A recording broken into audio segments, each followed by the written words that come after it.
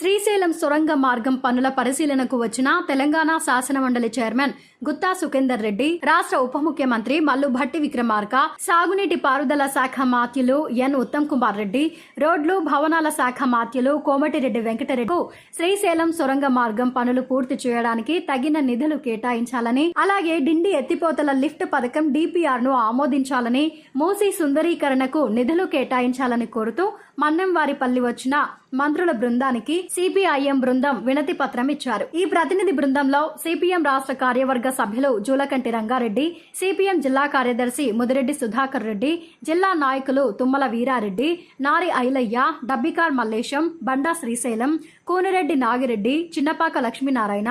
వి వెంకటేశ్వర్లు ఉన్నారు. ఈ ప్రతినిధి బృందం చేసిన సలహాలు, సూచనలను గమనంలో పెట్టుకుంటామని మంత్రులు చెప్పారు.